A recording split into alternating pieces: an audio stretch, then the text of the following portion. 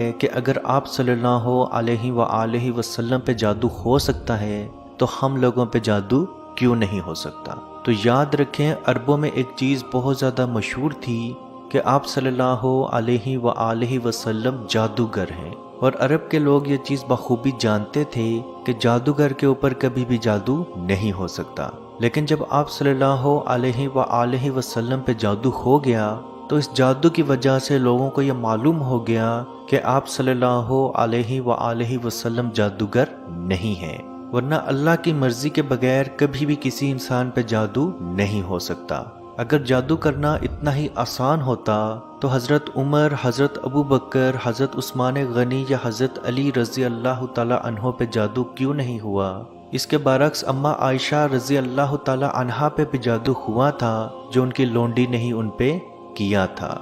عزیز دوستو، جادو شروع ہونے کی چند مخصوص نشانیاں ہیں، جن میں سب سے پہلے آپ کے کندھوں میں درد محسوس ہونا یا کندھوں پہ بوجھ محسوس ہونا شروع ہوتا ہے۔ یہ درد زیادہ تر دائیں کندھے کی طرف سے لے کے گردن کے آدھے حصے تک موجود رہتا ہے، لیکن بعض لوگوں میں یہ درد بائیں کندھے سے لے کے ان کی آدھی گردن تک موجود رہتا ہے۔ اور اس کے ساتھ ساتھ جب بھی آپ اپنا میڈیکل ٹریٹمنٹ یا میڈیکل چیک اپ کروائیں تو آپ کی رپورٹس بالکل نارمل آتی ہیں۔ اور اسی درد کے ساتھ ساتھ ڈرانوے یا برے خواب آنا شروع ہو جاتے ہیں، یعنی کہ جب آپ سوئے ہوں تو آپ کو ایسا محسوس ہو کہ آپ اونچائی سے نیچے گر رہے ہیں، یا آپ کو ایسا محسوس ہو کہ جانور آپ کا پیچھا کر رہا ہے، یا آپ اپنے آپ کو خواب میں بہت زیادہ کمزور اور لاچار پائیں، یا گوشت کی خوشبو دیکھیں، یا خواب میں بالکل سنسان جگہ دیکھنا شروع کر دیں، یا خواب میں کوئی چیز کھانا محسوس کریں، تو یاد رکھیں یہ جادو شروع ہونے کی ہی علامتیں ہیں۔ اور اس کے ساتھ ساتھ دن کے وقت آپ کو کبھی کبھار اچانک سے اپنا نام سنائی دینا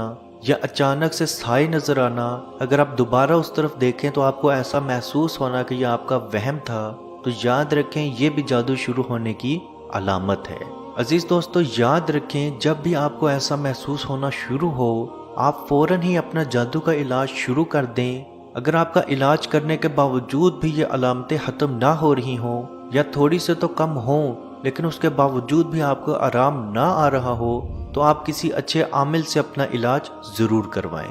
یاد رکھیں اس دنیا میں اچھے اور برے دونوں عامل موجود ہیں، تو کوشش کریں صرف اسی عامل کے پاس جائیں جو اللہ اور اس کے نبی پہ ایمان رکھتا ہو اور قرآن و حدیث سے ہی آپ کا علاج کرے۔ عزیز دوستو، ویسے تو جادو کی اور بھی بہت ساری نشانیاں ہیں، جن میں کپڑوں کا کٹ جانا، یعنی کہ آپ نے کپڑے بالکل نئے پہنے ہوں یا الماری میں بالکل صحیح سلامت دھو کے رکھے ہوں، اور جب آپ وہ الماری سے کپڑے باہر نکالیں تو ان پہ کٹ لگ چکا ہو، اور وہ کٹ اس طرح کا ہو کہ کینچی یا بلیڈ کی مدد سے کاٹا ہو۔ قیمتی چیزیں یا آپ کی روزمرہ کی استعمال شدہ چیزیں چوری ہو جانا، جیسے آپ کا کنگھا، آپ کا ٹوتھ برش یا کوئی بھی ایسی چیز جو آپ پہنتے ہوں، آپ کی جیولری، آپ کی گھڑی یا کوئی بھی ایسی چیز چوری ہو جانا، سینے میں بہت زیادہ گھٹن محسوس ہونا، اور یہ گھٹن خصوصی طور پر عصر کی نماز سے لے کے آدھی رات تک رہنا، عورت کا حمل میں بچہ ختم ہو جانا یا بچہ ہونا ہی نہیں، جبکہ شوہر اور بیوی کی میڈیکل رپورٹس بالکل کلیئر ہوں، اور اگر بچہ ہو بھی جائے تو 30 سے 40 دن کے اندر اندر پیلے کلر کے دست کرتے ہوئے بچے کا مر جانا، اور جب وہ بچہ مرنا تو اس کا رنگ جامنی رنگ کا پڑ جانا، سر، سینے، کندھے، کمر میں بہت زیادہ بوجھ محسوس ہونا، نماز، اذان، قرآن سے کراہت محسوس کرنا اور اس سے دور بھاگنا، شوہر اور بیوی کا یکدم لڑائی جھگڑے شروع ہو جانا اور بعد طلاق تک پہنچ جانا، جسم پہ بال نظر آنا اور وہ بال آپ کے نہ ہوں، منہ یا جسم کے کسی حصے سے بہت زیادہ بدبو آنا، سوئی یا کسی تیز چیز کا چبھنا یا لگنا محسوس ہونا۔ عزیز دوستو، یہ بھی جادو کی علامات ہیں، اور یاد رکھیں جب بھی آپ کو یہ علامات نظر آئیں تو اپنا جلد سے جلد علاج کروانا شروع کریں، کیونکہ جادو کا علاج جتنی جلدی آپ شروع کریں گے وہ جادو اتنی ہی جلدی ختم ہوگا، اور اگر جادو ہوئے زیادہ عرصہ یا زیادہ ٹائم ہو چکا ہوگا تو اس جادو کا خاتمہ کرنے کے لیے اتنی ہی محنت، اتنا ہی ٹائم لگے گا۔ اب علاج کیسے کیا جائے؟ تو جادو کے علاج کے لیے نبی کریم صلی اللہ علیہ وسلم کا فرمان ہے، جو شخص رات سونے سے پہلے آیت الکرسی، سورہ بقرہ کی آخری 2 آیات، سورہ فلق، سورہ ناس دونوں ہاتھوں پہ دم کر کے یعنی تھو کر کے پورے جسم پہ پھیر لے، اس کے اوپر جادو یا جنات کا اثر مکمل طور پہ 3 دن کے اندر اندر ختم ہونا شروع ہو جاتا ہے۔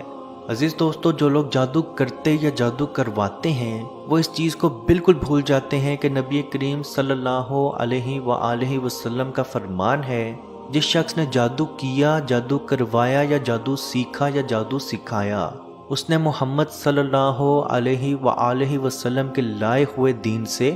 شرک کیا۔ اور جادوگر صرف خود شرک نہیں کرتا، بلکہ جو شخص اسے جادو کرواتا ہے یا اگر کوئی شخص اسے جادو کا علاج یا توڑ کروانے آیا ہے وہ اس سے بھی شرک کرواتا ہے۔ اور یہی وجہ تھی کہ حضرت علی رضی اللہ تعالی عنہ جادوگروں کے سر قلم کر دیا کرتے تھے، اور بے شک ان کے دور میں بہت سارے ایسے جادوگر موجود تھے جن کے سر ان کے تن سے جدا کیے گئے۔ اور حضرت عمر رضی اللہ تعالی عنہ